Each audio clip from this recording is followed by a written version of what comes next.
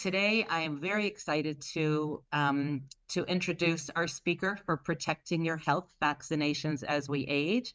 This is Dr. Andy Miller. He's the Chief of the Infectious Disease Division here at Hospital for Special Surgery and an Associate Professor of Clinical Medicine at Weill Cornell Medical College.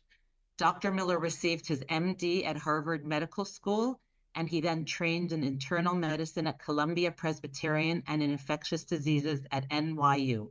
He has been at HSS since 2010, where he has been busy taking care of patients and their infections and also helping us navigate through the COVID pandemic. He also helps train new doctors, helps design research projects on bone and joint infections, and helps the hospital prevent infections and control antibiotic use. I want everyone to feel free to use their closed caption on the bottom. There's a little square that says closed caption, so they could follow along that way if they want. Please also put your questions in the Q&A box. Dr. Miller will get to them as many as he can, given the time, and also the more general, the better, since he doesn't have anybody's records with him. And I will now give the mic over to Dr. Miller, and very excited to listen to what you have to say. Thank you very much, Linda. It's actually a real pleasure to be here today. It's been I think I spoke to the Greenberg Academy maybe as a phone call. We had a conference call 2 or 3 years ago. And so it's been a while since we've done this, and it's always really fun for me, and it's good. It's actually good for me to go through everything and hear what questions people have in the community.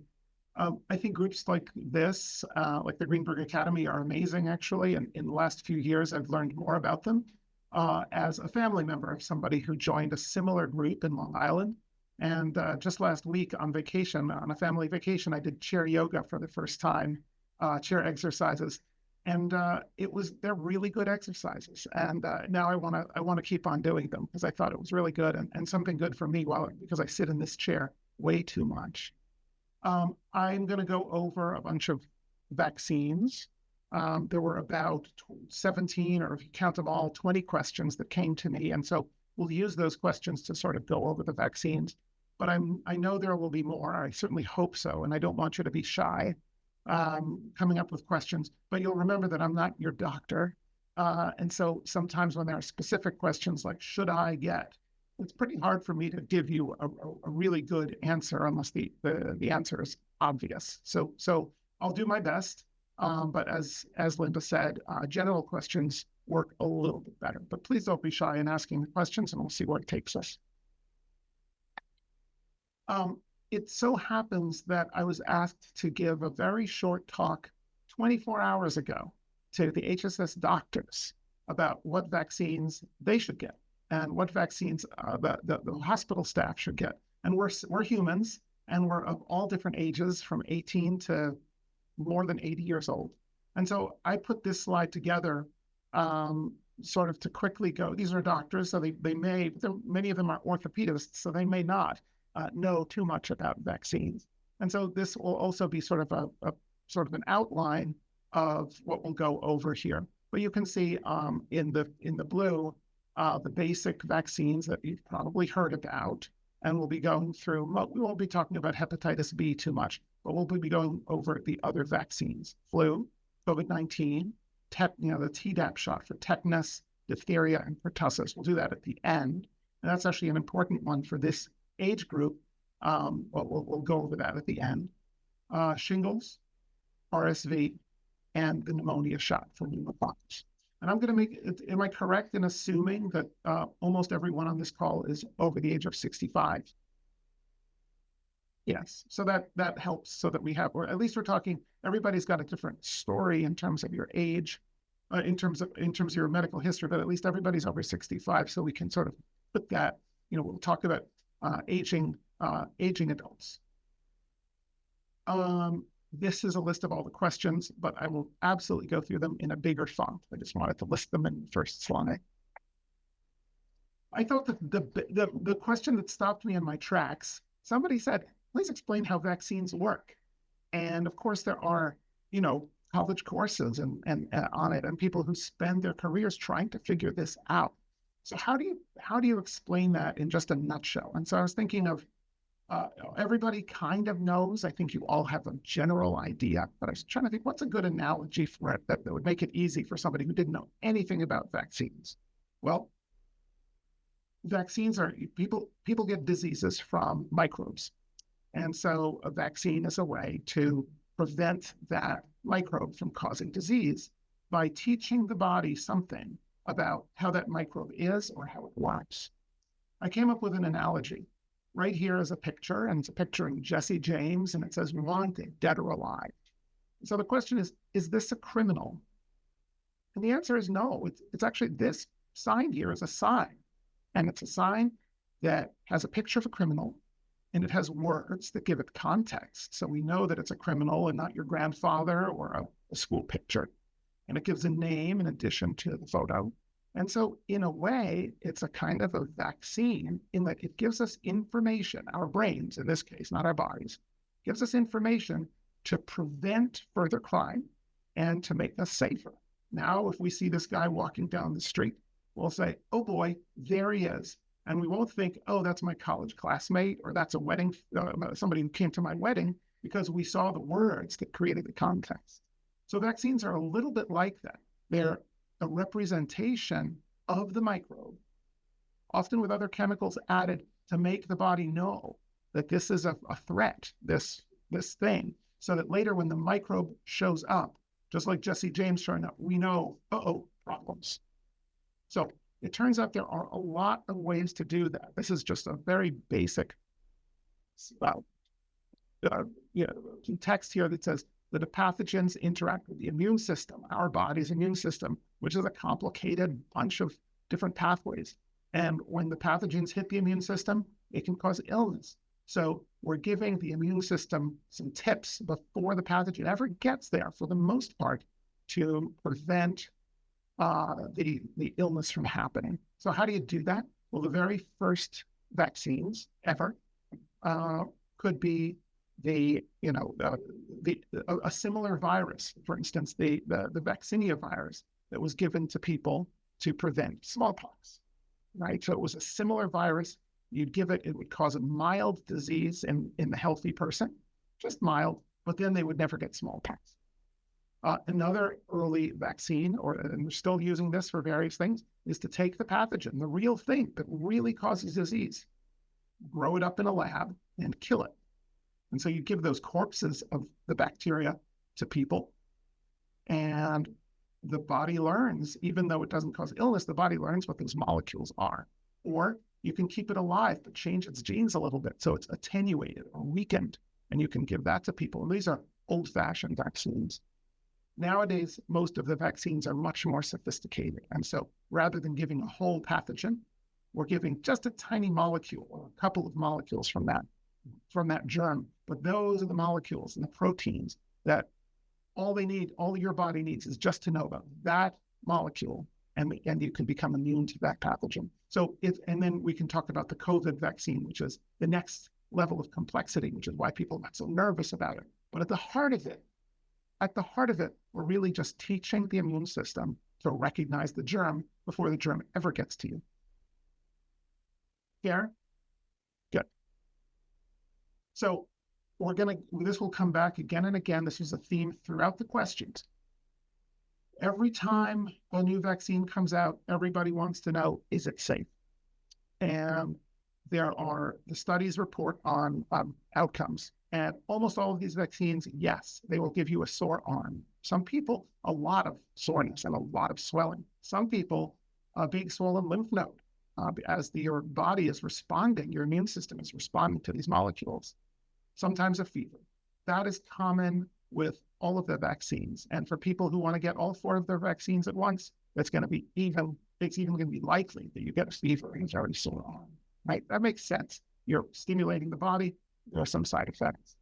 In general, the risks of something terrible happening is very rare. And these things happen on the order of 1 or 2 or 10 people get sick out of 1 million people.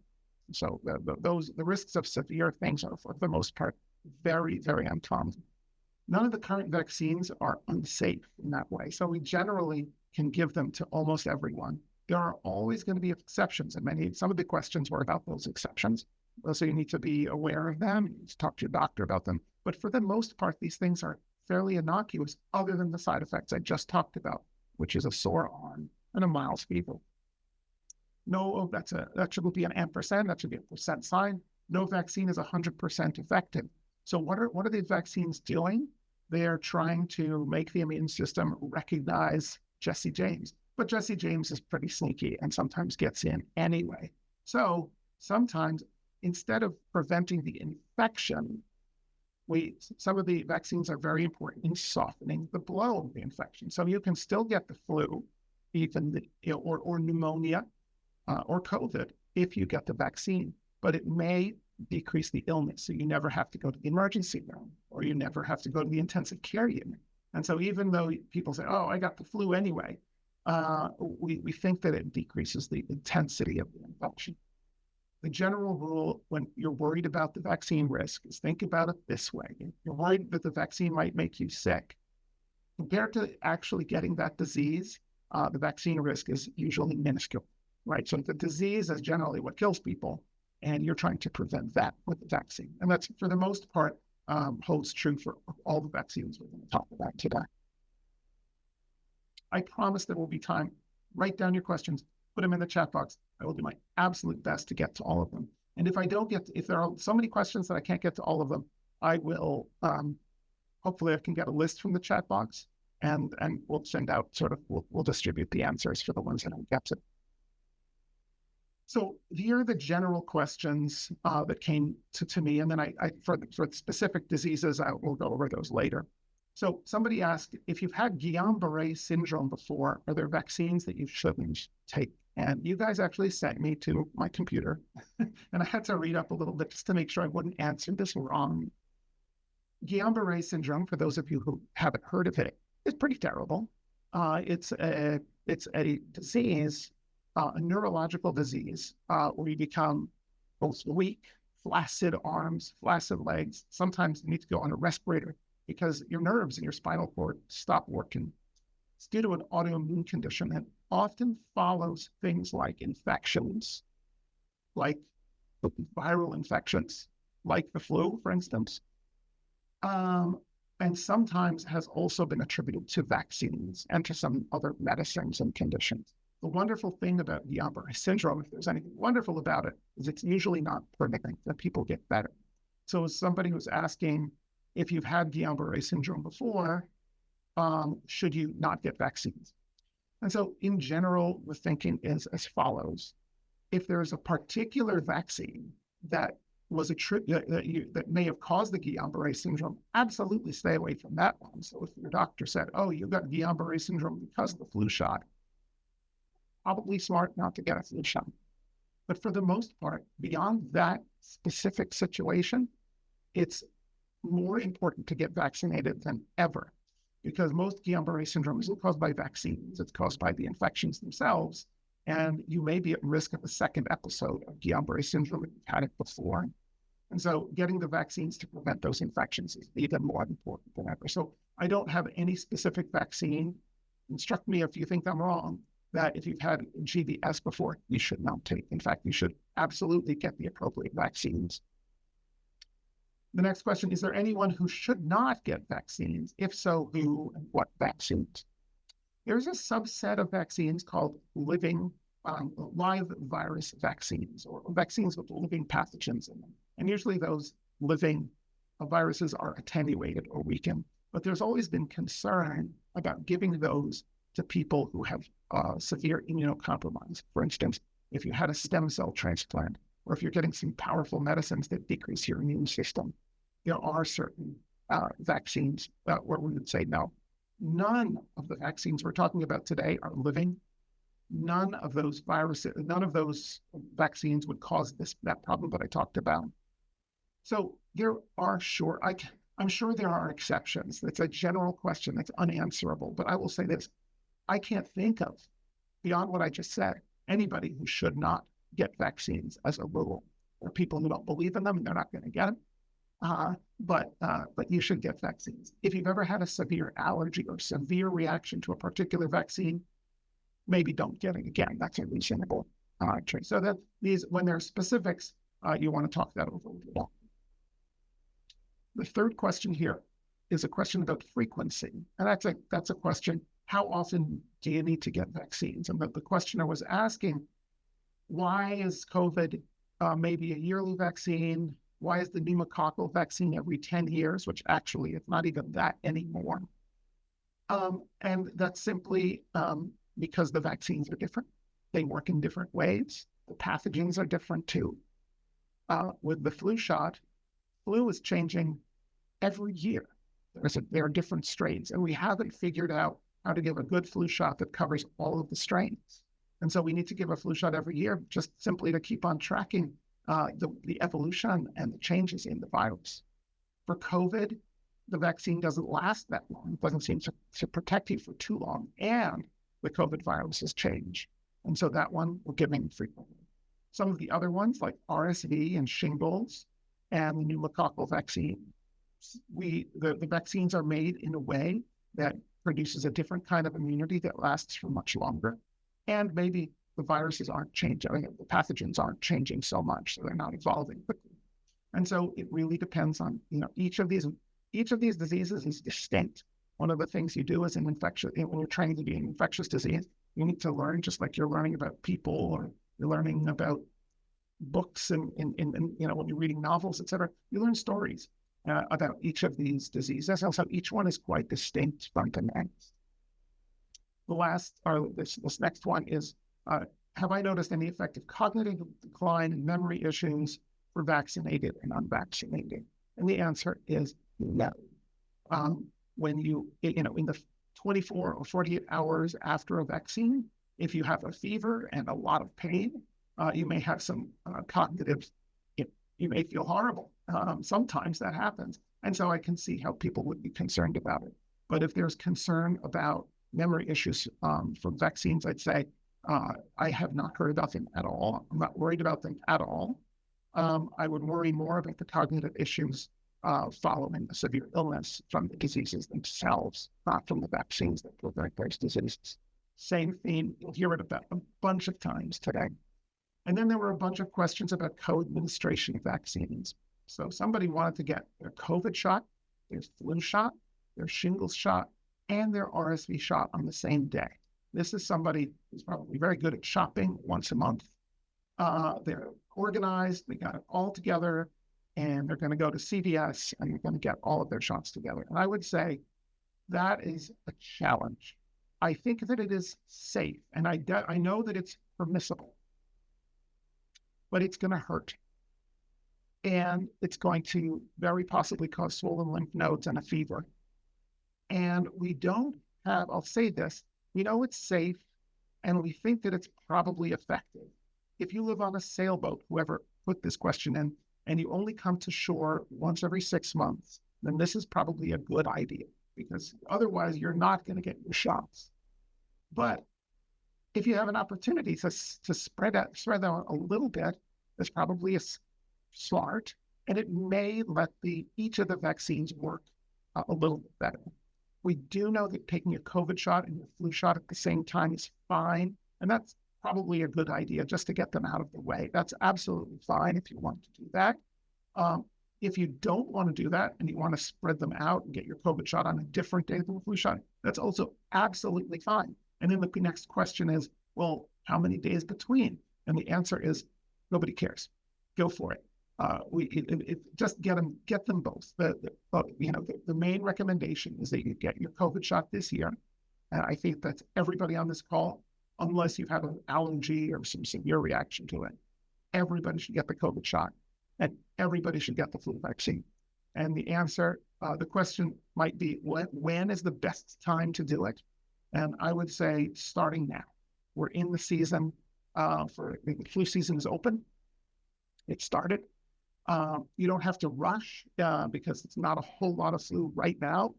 But don't forget, and don't get it at the end of the season. That doesn't do anything for you. So you are now free. My advice is go for it. Go find out when you do that.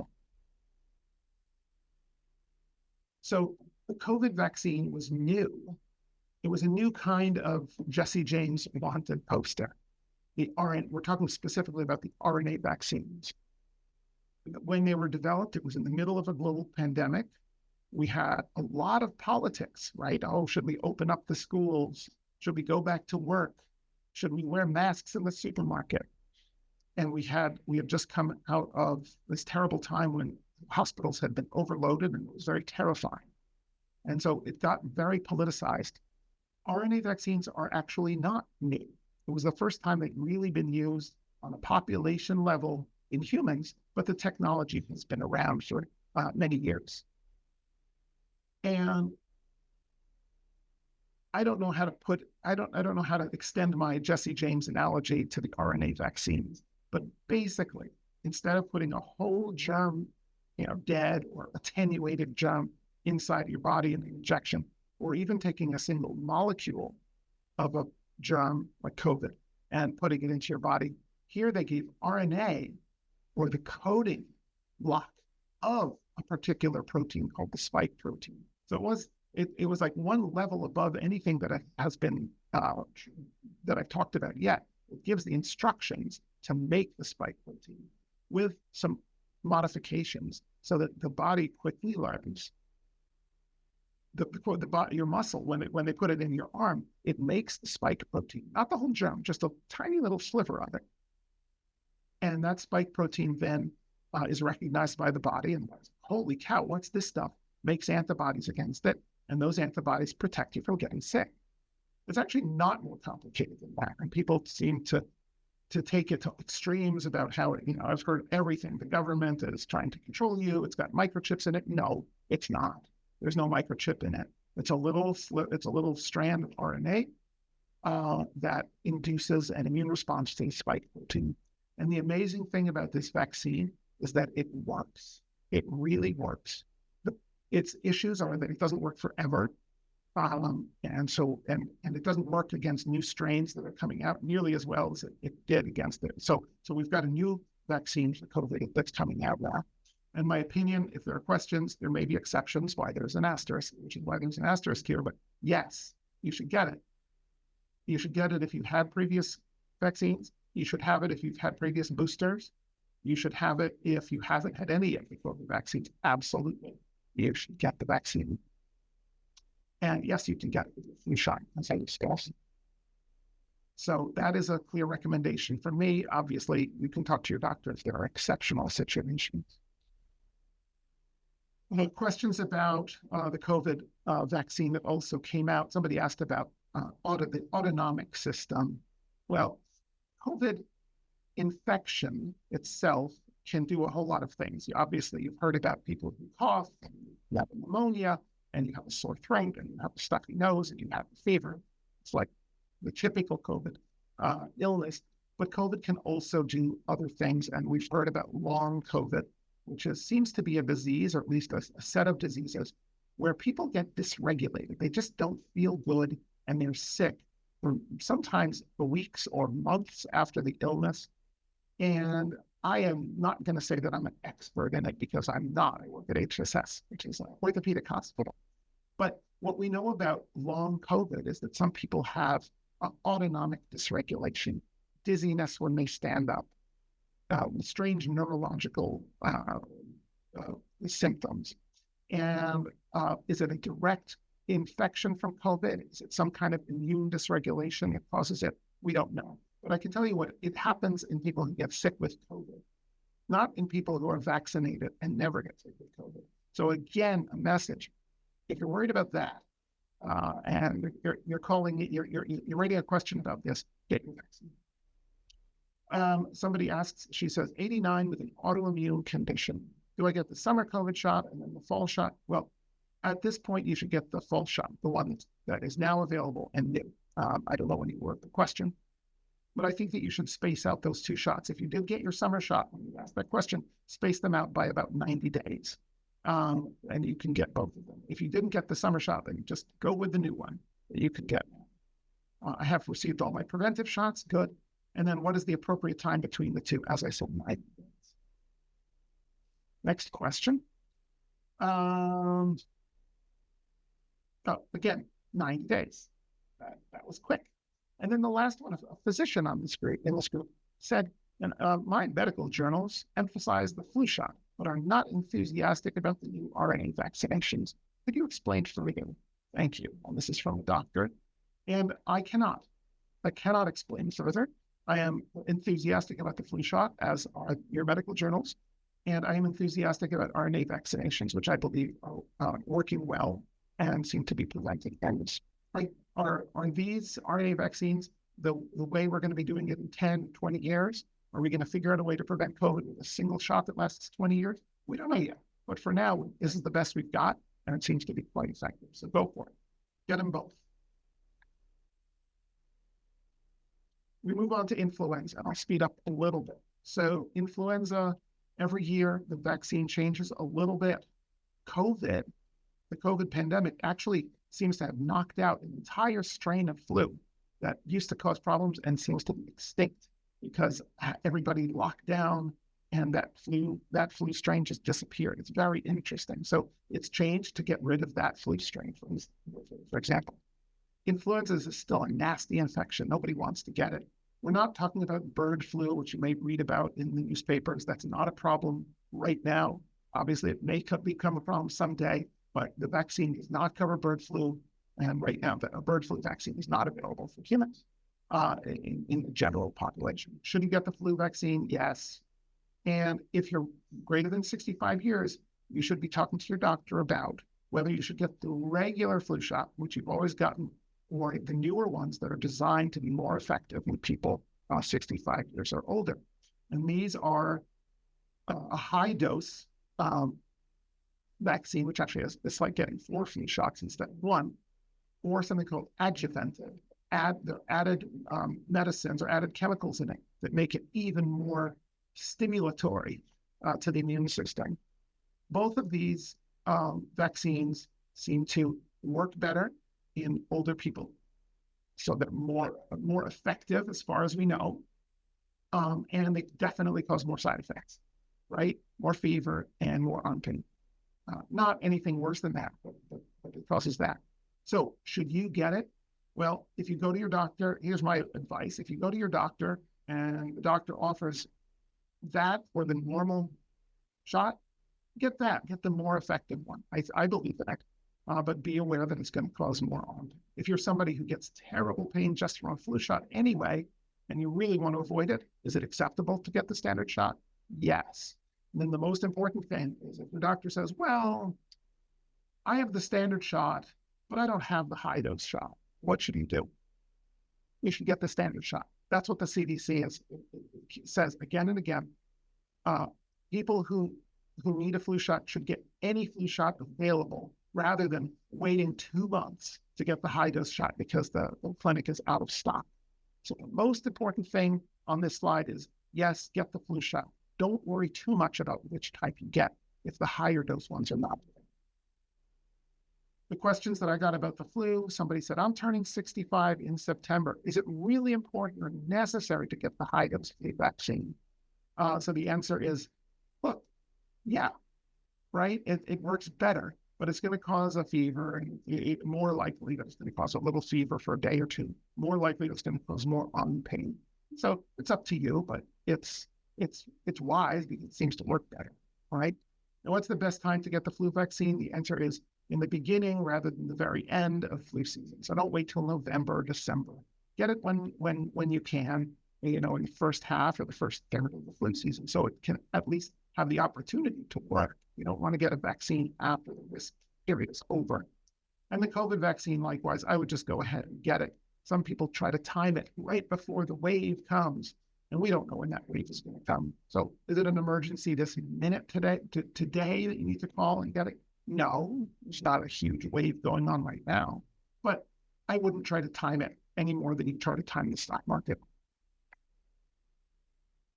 The RSV vaccine. So what's RSV? It's a virus called respiratory syncytial virus, and we recognize that there's a problem for illness in babies for a long time, and now we see that people who are older are definitely at risk of getting it, and it causes a disease a lot like COVID and a lot like flu. It's a single shot that you get at age 60. It seems very effective.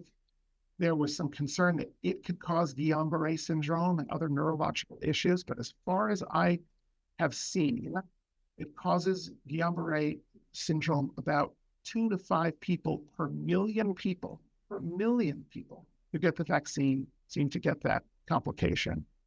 And rather than the government and the CDC coming out and saying, yes, everybody should get it, they did something interesting. For the first time for a vaccine, they said, we recommend that people above the age of 60 talk to their doctors, and based on shared decision-making, they should decide whether or not to get this vaccine. So I'm not going to say, go get it. I'm going to say, go talk to your doctor, because that's what the CDC says to do. But what I can tell you is it seems to be quite safe. It doesn't seem to cause the neurological issues as far as we know. And RSV is a nasty illness, and it's a bad pneumonia. It's just a single shot, and you're eligible to get it if you're above the age of 60. And so it's an interesting. It made it complicated for doctors who say shared decision making. What does that mean? What do we know? So there's a lot that this was part of the politics of COVID. Is now the government doesn't want to make clear recommendations about things that save lives. So the question about RSV, somebody says, I'm 78. I've taken all of the COVID vaccines, including 2 boosters. I've taken shingles, flu, and pneumonia. I've never had COVID, and I haven't taken the RSV vaccine. Should I take it in the shot? I think so. And I have a mother-in-law who's exactly like practically this question here. And I have told her to get the RSV vaccine. As far as I understand, it's very safe. The risk of anything serious happening is low. And it seems to decrease your risk of getting this nasty bug. So get it. That's my recommendation. But talk to your doctor first. See if there's other concerns that they're worried about. Okay. Now we move on to other sort of the other vaccines. I think that COVID, flu, and RSV are sort of all together because they're seasonal respiratory viruses, and they go, they're contagious, and they affect the elderly, and it's just they go as a trio. And so we'll talk about the rest of them, the rest of the vaccines here. The pneumococcal vaccine, all of you should have gotten at least one of these. It's a little confusing to talk about, so we'll talk about this box in a moment. What happened to my laser pointer, actually? I forgot about that. There we go. Here's my laser pointer. Now you can see this. So it's called a conjugated vaccine nowadays, the new one, and it lasts for years and years, and you generally do not need a booster once you've gotten it. It's longer lasting. The problem with pneumococcal vaccine is they keep on coming out with new versions, and they keep on changing these rules. And so now, whatever age you are in this room, you've probably have gotten one of these, and I don't know which one. And so you can see, if you previously received both of these, then you do this. If you've only gotten this one, then you do that. And if you've only gotten that, it gets confusing. I try to stay on top of it in my head. I know that most of my colleagues, most doctors, may not know. And so you can go, we'll send out the link so you can see you can look up which ones you've had. But let's say for people who have never had a pneumonia shot, they just turned 65 and they've never had the vaccine before, they should get one of these, the newer ones, the PCV15 and the PCV12. Now, if you turned 65 15 years ago, you may have only gotten these older ones, these 2, which were given together. And so you can look up on this chart, if you've gotten those 2 in the past, should you get one of these, etc. Talk to your doctor, but be aware that nowadays, for people turning 65, it's these 2 that are being given and not the other 3. Somebody asked, what is this? I would be interested to know if one has never had the pneumonia vaccine and is interested in getting one rather than a series of 2. Oh, so I answered that question. Really, nowadays, it does take a prescription from an internist, although I think the pharmacist at Walgreens can probably do it too. The problem is they may not have records about what you had when you were 65, right? So it matters what you've had before. And one of the most common side effects from the vaccine, arm pain, a little fever. It's actually not a terrible this one doesn't cause a whole lot of side effects. It's fairly gentle, and it's extremely effective. Not necessarily, it does prevent pneumonias, but the most important thing that it really seems to eliminate is the risk that pneumonias progress to bloodstream infections, invasive diseases, endocarditis, terrible problems, because the germ, the bacteria, pneumococcus, that this vaccine affects, is a big killer of humans, and particularly elderly humans and babies. It's an amazing vaccine that has, for pediatrics, it wiped out the disease of invasive pneumococcal diseases from pediatrics. For elderly, it's also expected to be incredibly effective. So this one is an important one, and nowadays all you need is one of these two, okay? You can go talk to your doctor about the specifics if you're not sure what you've had before. How long do they last? The new ones seem to last for the rest of your life, as far as we know. And there's currently no recommendation that you need a booster shot.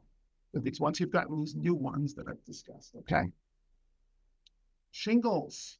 So almost everybody in this room, whether you know it or not, whether you remember it or not, you had chickenpox. Some people had such mild diseases, you never knew it. But we know that about 99% of people who growing up in America who are currently in your age group have antibody evidence that they have chickenpox, right? Shingles is that virus, the chickenpox virus, the same one you had when you were a baby, you're a kid. It wakes up and it causes disease along a nerve, along your spine. And it can really, sometimes it's not a big deal. And sometimes it is debilitating, and it can leave permanent pain. And it's actually a big misery among older people when it causes that pain. It really changes people's lives. And so for a long time, people were looking for an effective vaccine. And now we have this new one called Shingles. And it is fantastic. And it is safe for everybody, as opposed to the older one that was a live virus. This one is not a live virus vaccine. It's safer. And you take it in 2 doses, I think 2 to 6 months apart. It is associated with some side effects, more likely to get fever, more likely to get arm pain. But it really works. And I think this is one that you may have to pay for. If I'm not mistaken, some insurance companies do or do not cover it, but I recommend it if you can do it. It seems to prevent recurrence or shingles. So you're not going to get shingles, or you're less likely to get shingles. But even if you do, it's very good at reducing the severity so that you'll get a single episode, that the pain is gone, and you can move along with your life rather than being left with lifelong debilitating pain. So I'm a fan of all of the vaccines I'm talking about today. I plan, when I am at the appropriate age, to get all of these vaccines. I tell my patients to do it, and this one is no exception. Is there a booster for the shingles vaccine? That was a question, and the answer is no. However, if the fact is that you got the old one, it was called Zostavax, and if you say, "Oh, I had Zostavax, I had 15 years ago, but I haven't gotten the new one, Shingles," go to your doctor, talk it over, make sure it was Zostavax, and maybe if that's true that you haven't gotten the new one, get it, because the Zostavax didn't work as well, and the immunity wanes. So yeah, you should get the new one if you only got the old one in the old.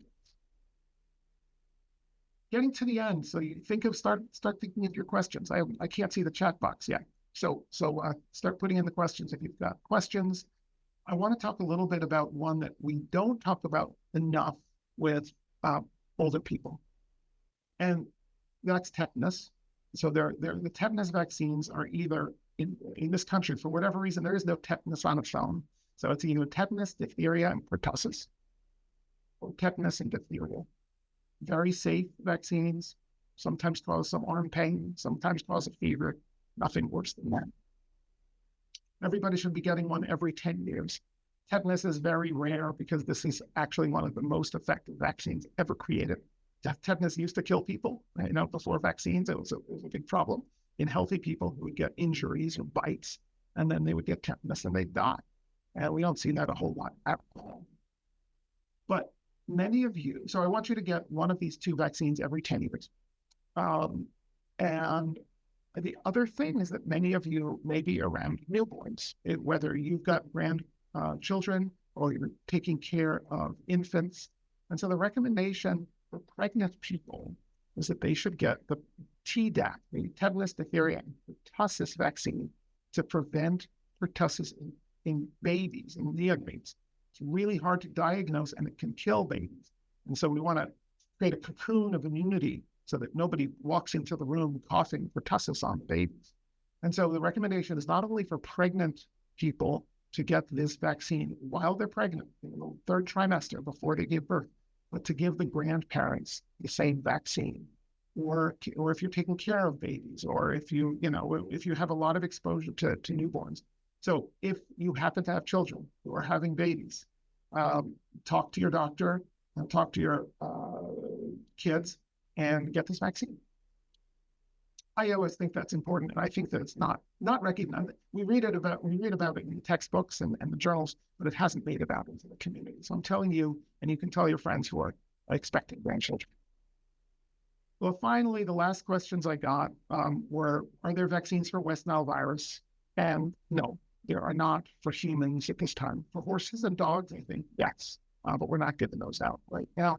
How can you prevent West Nile? Don't get mosquito bites. The main way. Other vaccines that we didn't talk about today that are available for humans, of course there are. I don't think this group here is one that is likely to get Mpox, formerly known as monkeypox, but there is a vaccine against that if you're risk-free. Smallpox likewise, rabies likewise. Lyme disease, there was a vaccine for, taken off the market, but it's certainly possible that there's a new one that is possibly coming back. And, there's as many germs out there as there are research programs looking for vaccines. But the ones I talked about today, I think, are the main ones that adults need to know about. This link here leads to the schedule for adults, the vaccine schedule for adults. And you may remember seeing, but you may have seen it before. You may remember the vaccine schedule for kids, where they need their MMR and their polio and all these other vaccines. This is similar for adults, and when we send out some materials later, we'll definitely include this link so that you can refer to it yourself. But the most important thing, I think, from today is remember the messages that in general, it's worth it, even if it causes some symptoms, to get the vaccines. They do much more good than they do harm, and to talk to your doctor with specific questions, particularly if you have a history of abnormal reactions to vaccines, or something unusual about your immune system.